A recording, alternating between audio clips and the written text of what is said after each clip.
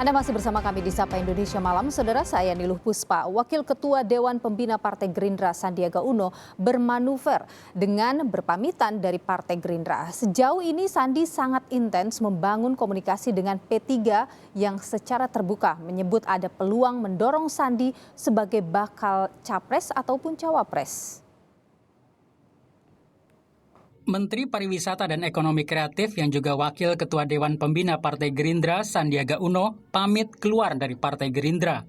Hal tersebut disampaikan Sandi usai bertemu Ketua Harian DPP Partai Gerindra Sufmi Dasko Ahmad di kawasan Kuningan, Jakarta Selatan kemarin. Ya, kalau ada kesalahan selama ini mohon pamit dan mudah-mudahan tentunya di momen Lebaran ini kita bisa terus mempererat silaturahim dan berjuang bersama. Itu intinya, dan tadi juga sudah mohon pamit dan mudah-mudahan di momen yang spesial ini di hari kedua bulan suci Lebaran, bulan suci Ramadan sudah lewat dan kita menyambut tugas-tugas berikutnya. Sekjen Partai Gerindra Ahmad Muzani mengaku terkejut dengan keputusan Sandiaga Uno. Muzani menyatakan seharusnya malam ini akan bertemu Sandi untuk menyampaikan pesan dari Prabowo Subianto. Namun, pertemuan tersebut batal karena Sandi telah keluar. Jadi itu hari Sabtu, kami merasa Pak Sandi tidak akan loncat dari Gerindra. Janjinya saya dengan Pak Sandi sebenarnya malam ini. Saya ketemu dengan Pak Sandi untuk menyampaikan pesan Pak Prabowo untuk Pak Sandi. Kami rencananya akan menyampaikan pesan Pak Prabowo untuk Pak Sandi. Ternyata kami berpisah dengan Pak Sandi. Pak Sandi meninggalkan surat ke Pak Dasko yang isi surat itu intinya adalah keluar dan berpindah partai, loncat dari Gerindra ke pindah yang lain, kira-kira begitu. Karena itu pertemuan kami batalkan, yang rencananya malam nanti. Sebelum memutuskan mundur dari Partai Gerindra, Sandiaga Uno intens membangun komunikasi dengan Partai Persatuan Pembangunan. Di hari Lebaran, Sandiaga Uno mengunjungi kediaman PLT Ketua Umum P3 Mardiono. Mardiono menyatakan harapannya agar usai Idul Fitri, Sandiaga Uno bisa bergabung dengan P3. Semoga dengan Hari Raya Idul Fitri ini, ya maka ke depan mungkin Pak Sandi bisa bersama-sama dengan P3 untuk mengabdi, ya tentu berjuang untuk membangun bangsa dan negara ini ke depan. Ya yang cocok ya kan masih ada dua lagi kan, antara presiden dan wakil presiden. Menurut saya cocok, cocok ya, karena waktu itu Pak Presiden juga udah mengatakan cocok, itu kan. Jadi Ganjar dengan Pak Sandi cocok, ya Pak Ganjar juga cocok, gitu kan. Mundurnya Sandi dari Partai Gerindra diduga terkait kesiapannya maju di ajang Pilpres 2024. Lalu, seperti apa elektabilitas Sandiaga Uno sejauh ini? Survei yang dilakukan Litbang Kompas yang digelar Januari 2023 terlihat elektabilitas Sandi 12,4% di atas Ridwan Kamil dan Agus Harimurti Yudhoyono. Sementara dalam survei yang dilakukan Lembaga Survei Indonesia 31 Maret hingga 4 April 2023 terlihat elektabilitas Sandiaga Uno 18,9%. Sedangkan di survei yang dilakukan Indikator Politik Indonesia pada 8 hingga 13 April 2023, elektabilitas Sandiaga Uno tercatat 18,4%. P3 secara terbuka menyebut peluang Sandiaga Uno untuk didorong maju sebagai bakal capres ataupun bakal cawapres. Tim Liputan Kompas TV. Lantas saudara, seperti apa tanggapan Partai Gerindra terkait dengan hengkangnya Sandiaga Uno? Kita berbincang dengan Wakil Ketua Umum Partai Gerindra Habibur Rahman. Selamat malam Bung, sehat selalu. Selamat malam. Selamat Hari Raya Idul Fitri. Mohon maaf lahir batin. Mohon maaf lahir dan batin, Mbak Niluh. Ya, di tengah Hari Raya Idul Fitri ini ada kabar yang kurang nyaman begitu. Wakil Ketua Umum Gerindra, Bung Sandi, ini menyatakan pamit dari Partai Gerindra. Apa tanggapan Pak Prabowo soal itu? Ya sebetulnya ini tidak diklasifikasikan nyaman, kurang nyaman atau tidak nyaman ya. Oh, jadi Partai Gerindra nyaman saja ya? Ini partai sebentar ya, saya ngomong dulu boleh kan? Iya, silakan.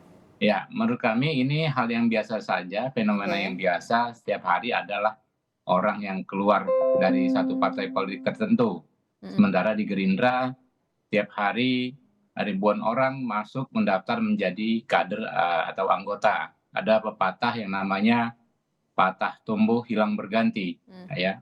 Jadi apa yang patah dipastikan tumbuh dan yang hilang dipastikan berganti. Insya Allah bisa kita mendapatkan kader-kader yang sama baiknya dengan Pak Sandiaga Uno. Oke, jadi kalau Pak Prabowo sendiri ada yang hal khusus tidak yang disampaikan terkait dengan hal ini?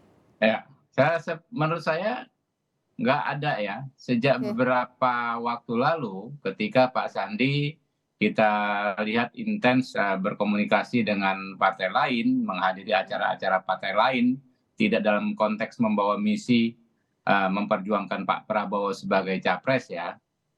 Nah, kita juga sudah ya nggak ada masalah kalau pada akhirnya Pak Sandi memutuskan langkah ya untuk keluar dari Partai Gerindra, karena kan putusan Rapimnas Partai Gerindra itu hanya ada satu dari Partai Gerindra capres, yaitu Pak Prabowo.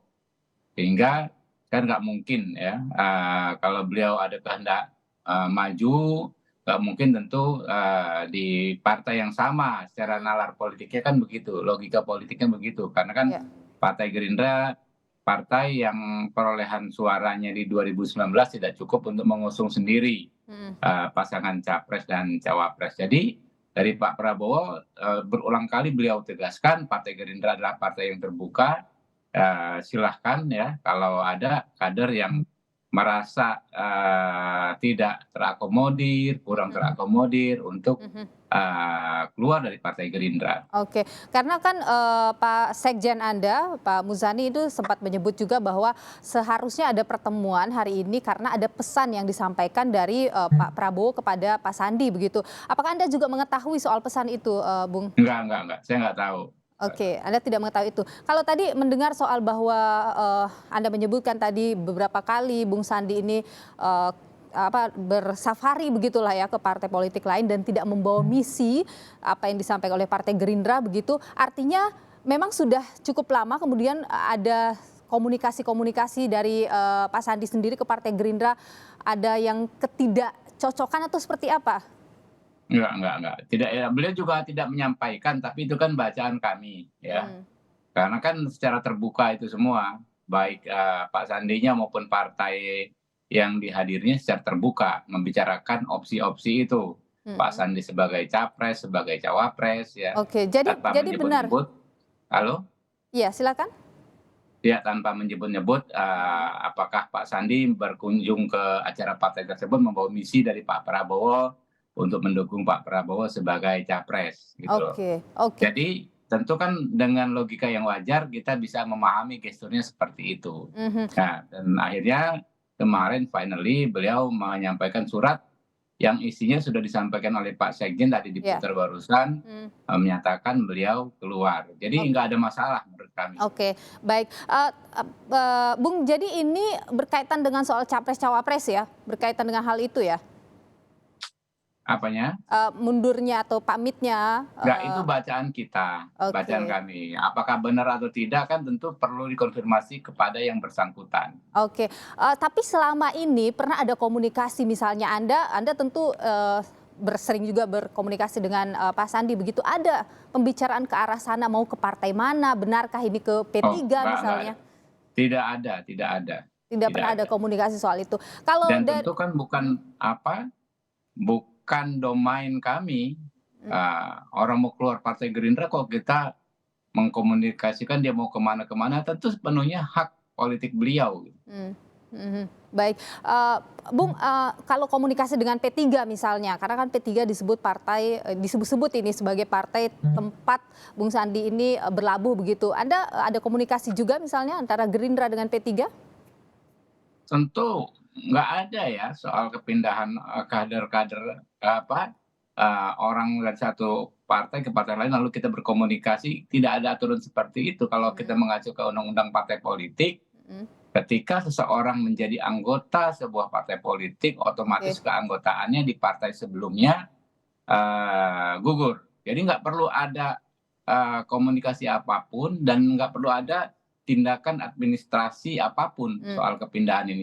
Sangat sederhana diatur di undang-undang partai politik. Oke, kalau begini, kalau kita lihat juga tadi dalam tayangan sebelumnya soal elektabilitas dari Pak Sandi juga, kalau kita lihat angkanya bagus begitu ya. Apakah ada kekhawatiran dari Gerindra misalnya ini akan berpengaruh ke elektabilitas dari Partai Gerindra? Oh enggak, kalau kami kan fokus ya pada pembangunan partai, kemudian memaksimalkan kinerjanya Pak Prabowo. Kalau kita selama ini kinerja Pak Prabowo kan trennya bagus, Gerindra bagus trennya, ada stabil di posisi atas bahkan terus meningkat. Nah, dua hal tersebut kan dikarenakan kinerja Pak Prabowo di Kemenhan, kinerja para legislator di legislatif dan komunikasi politik yang bagus sekali antara Pak Prabowo dengan Pak Jokowi. Bung, kalau kita lihat juga sekarang mesin politik sepertinya sudah terus jalan jelang 2024. Kalau dari Partai Gerindra bagaimana langkah politik lanjutan ini setelah PDIP juga sudah mengumumkan bakal capresnya? Ya, kita tentu kami ini kan sudah terikat dengan koalisi yang aman nyaman ya, koalisi Kebangkitan Indonesia Raya dengan PKB.